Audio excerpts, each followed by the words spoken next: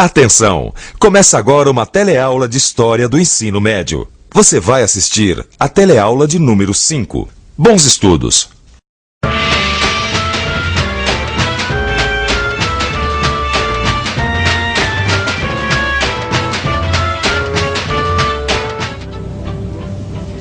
Eu sou do signo de Touro. Quero dar uma olhadinha como está meu horóscopo aqui nesse jornal. Os taurinos estão mais leves, inteligentes, atraentes e originais. Estarão também hábeis na arte de ganhar dinheiro e vantagens sociais. Tá bom. Você acredita em horóscopo? Mesmo quem não acredita em horóscopo costuma dar uma olhadinha no horóscopo dos jornais. Vamos conferir? Você costuma às vezes consultar o seu horóscopo no jornal? Ah, sim. Consulto. Você tem ideia de onde vem esse costume de consultar os astros? Não tenho. O costume de consultar os astros é muito antigo, começou na Mesopotâmia e é exatamente este o tema da nossa teleaula de História Geral de hoje. Você vai conhecer uma região onde muitos povos viveram, construíram e conquistaram impérios e onde estão as raízes de uma cultura que é nossa também. E vamos começar a teleaula de hoje com uma pergunta. O que quer dizer Mesopotâmia? Mesopotâmia é uma região do atual Iraque, que significa região entre rios. Entre os rios Tibre e Eufrates, se eu não me engano.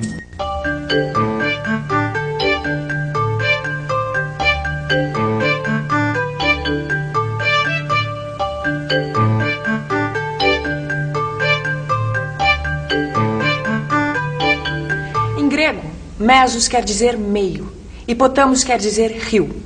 A junção das duas palavras deu Mesopotâmia, ou seja, região entre rios. A Mesopotâmia fica no extremo oeste da Ásia, entre os rios Tigre e Eufrates. Essa região é conhecida como Oriente Médio, diferente do Extremo Oriente, onde ficam a China e o Japão. Os rios Tigre e Eufrates nascem nas montanhas da Armênia, percorrem a Mesopotâmia e desembocam juntos no Golfo da Pérsia. Bagdá, Iraque. Queridos pais, já comecei a trabalhar nas sondas de petróleo. Quem vê a Mesopotâmia hoje não imagina que ela possa ter sido tão importante no passado. Apesar de possuir uma das maiores reservas de petróleo do mundo, é uma região pobre, estéril, coberta de pântanos e deserto. Mas nem sempre a Mesopotâmia foi estéril. Os vários povos antigos que habitaram a região construíram uma grande rede de canais para aproveitar as enchentes dos rios. Eles cultivaram cereais, frutas e criaram gado. Essa terra fértil estava cercada por países pobres e desérticos. A Arábia ao sul, o Irã a leste, a Armênia ao norte e o deserto da Síria a oeste. Não foi à toa que todos os povos da antiguidade quiseram ser donos dessa rica terra. A disputa pelo poder da Mesopotâmia se deu basicamente entre dois grandes grupos de povos, os árias e os semitas. Esses povos não eram tão diferentes do ponto de vista de raça, e sim de língua. O grego e o latim são línguas que vieram dos árias. O hebraico e o árabe vieram dos semitas. 3500 a.C., um povo chamado Sumério vem da região do Cáucaso, invade a Mesopotâmia e domina seus primeiros habitantes, os elamitas. No sul da região, os sumérios se fixam.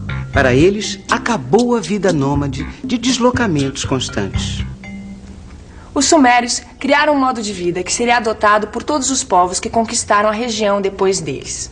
As cidades-estado faziam parte desse modo de vida. A cidade-estado tem o seu próprio governo e funciona como um pequeno país. A cidade-estado suméria era governada por um rei sacerdote, o Patesi. Ele era o representante dos deuses entre os homens. Olha, Gil, o Vaticano é um exemplo moderno de cidade-estado. Tá vendo? Ele funciona como um país independente, só que fica dentro de Roma, na Itália. Mas, Vicente, me diz uma coisa. O Patesi dos Sumérios não é equivalente ao Papa no Vaticano? Porque mais ou menos. Ele era o representante dos deuses entre os homens, não é isso? Tudo bem. Assim como o Papa é representante do Deus dos católicos aqui na Terra. O negócio é que o Patesi também administrava a cidade, coisa que o Papa não faz. Ah, mas vem cá. E os Sumérios, além de criar cidades e estados, o que eles fizeram, hein? Os sumérios drenaram os pântanos. Construíram diques e canais para aproveitar a água dos rios Tigre e Eufrates. Levaram a agricultura para a Mesopotâmia. Por causa disso, a região logo se transformou no celeiro do mundo. Olha só, Gil, a região da Mesopotâmia tinha deserto e pântano. Tá não certo. tinha montanha, não tinha pedra, não tinha floresta para tirar madeira, quer dizer... Mas peraí, onde você tá querendo chegar? Você não tô entendendo. Não, a minha pergunta é a seguinte: Ah. que material de construção os sumérios usavam para construir os tais diques e barragens que eles faziam? Oi, você sabe quem inventou o tijolo? Não tenho a mínima ideia. Quem inventou o tijolo foram os sumérios. Eles não tinham pedras para construção. Por isso, usavam tijolos de barro cozido pelo sol para construir casas. O barro cozido não serviu só para fazer tijolos. Os sumérios precisavam registrar quantas cabras havia nos pastos, quanto cereal havia nos armazéns. Para fazer essa contabilidade, eles escreviam em placas de barro como esta, com uma cunha de madeira. Essa forma de escrita se chama cuneiforme. E a prosperidade das cidades acabou atraindo outros povos e mais invasões. 2300 a.C. Bandos de nômades semitas fogem do deserto da Arábia. Divididos em dois grupos, acádios e amorreus se fixam na parte média da Mesopotâmia. Os amorreus constroem a cidade de Babilônia na margem do rio Eufrates. 2100 a.C. Os dois grupos semitas entram em choque. Os amorreus da Babilônia dominam os acádios e unificam a Mesopotâmia, sob o poder do guerreiro Hammurabi. Hammurabi começa a construção de uma imensa muralha em volta da Babilônia. Além de guerreiro, Hammurabi era também legislador. Gravado nesta coluna, em escrita cuneiforme, está o famoso Código de Hammurabi. Dê só uma olhadinha.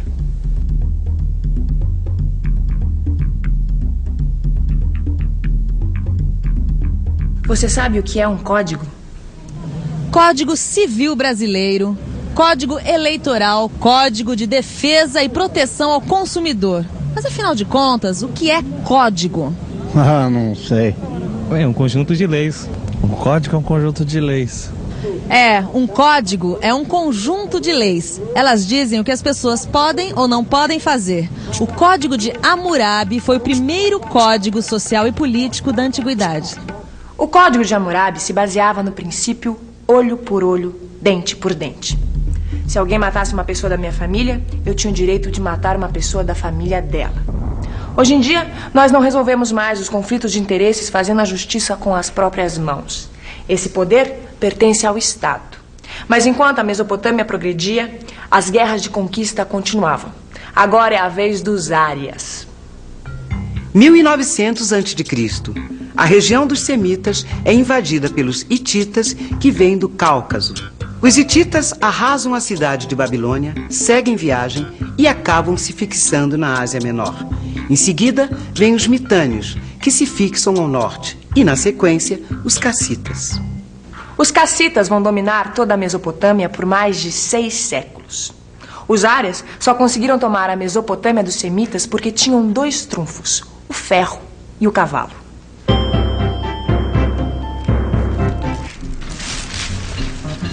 Além de invadir as nossas terras, os árias ainda nos obrigam a ensinar tudo o que sabemos. A escrita, as leis, os costumes.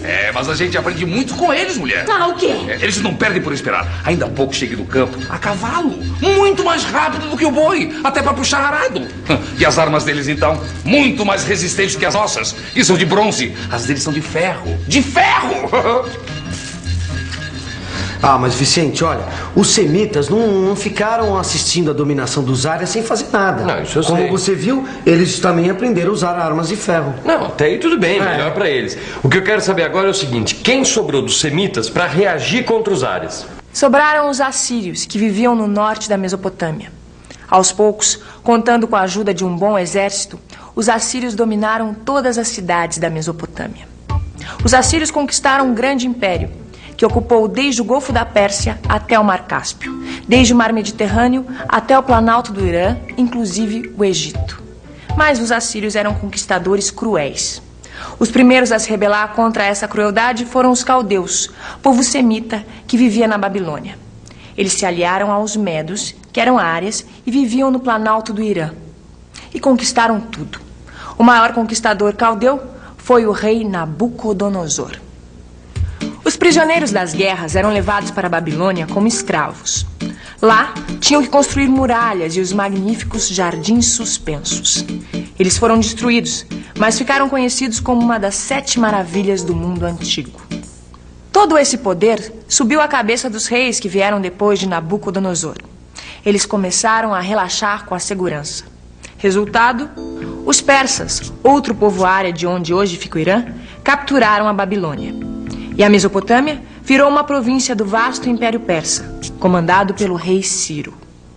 Mas todos os povos que dominaram a Mesopotâmia adotaram o modo de vida dos sumérios. Aprenderam a plantar e colher. Fizeram obras para controlar e aproveitar as enchentes e usaram a escrita cuneiforme. A forma de governo também era a mesma. O rei representava o deus da cidade na terra e tinha poder absoluto. Os territórios que formavam o império podiam ser de 2 tipos: províncias submetidas e províncias vassalas. Veja como era a vida nessas províncias. Oh, meu irmão. E então, como é que tá a tua província? Tornou-se uma província submetida, meu irmão. Agora os persas mandam em tudo por lá. E a sua? Uma província vassala. Quer dizer, a gente mantém o nosso próprio governo, mas não precisamos mudar os nossos costumes, nem falar a língua deles, nem rezar pelos deuses deles. Deve ser melhor do que morar numa província submetida. É, mas nem tanto. A liberdade é vigiada, temos que pagar impostos em ouro e soldados. Nada é perfeito. Fosse como fosse, sempre existia uma casta governante que dizia o que o resto das pessoas tinha que fazer. Os sumérios obedeciam aos juízes, os assírios aos militares e os caldeus aos sacerdotes. Além da classe que mandava, havia uma corte de nobres que eram descendentes das famílias mais antigas. Os homens livres, lavradores e soldados, e os escravos, quase sempre prisioneiros de guerra. Todas essas categorias estavam no Código de Hammurabi. Graças ao código, os povos da Mesopotâmia não dependiam totalmente da vontade dos governantes. Os mesopotâmios não dependiam totalmente da vontade dos governantes. Eles acreditavam depender da vontade dos deuses. Eles eram politeístas. Mas a Igreja Católica é monoteísta ou politeísta? Monoteísta. É monoteísta que acredita em um só. Monoteísta é quem acredita que existe só um Deus, como os católicos. E politeísta é quem acredita na existência de muitos deuses. Os deuses dos mesopotâmios se comunicavam com os homens através da natureza. Os assírios e os caldeus acreditavam nas mensagens dos astros. Cada templo era também um observatório astronômico. Eles desenvolveram a astronomia e a matemática. Pô, e ainda por cima, hein, Vicente? Eram grandes construtores, hein? Cada palácio, rapaz. E tudo construído de tijolo de barro. Engraçado, né? Como é que uma civilização tão complexa começou de tão pouco, né? Pois é. Vamos verificar isso na revisão. Vamos lá? E atenção, se liga aí que é hora da revisão. Na teleaula de hoje, você conheceu uma região entre rios onde estão as raízes da nossa cultura, a Mesopotâmia. Antigamente, a Mesopotâmia ficou conhecida como o celeiro do mundo. Por isso foi muito disputada, e da sua história fazem parte vários impérios e conquistas. O modo de vida e a cultura que prevaleceram sempre na Mesopotâmia foram os dos seus primeiros conquistadores, os sumérios. Os sumérios contribuíram para as civilizações da Mesopotâmia antiga com a escrita, a forma de governo, a organização social, o soberano absoluto e o politeísmo. Esta deusa de barro cozido representa um povo que tirou do barro uma civilização que se manteve independente por mais de 1000 anos. No seu livro de estudos, você vai encontrar mais detalhes sobre os sumérios. Conheça as nossas raízes e até a próxima teleaula.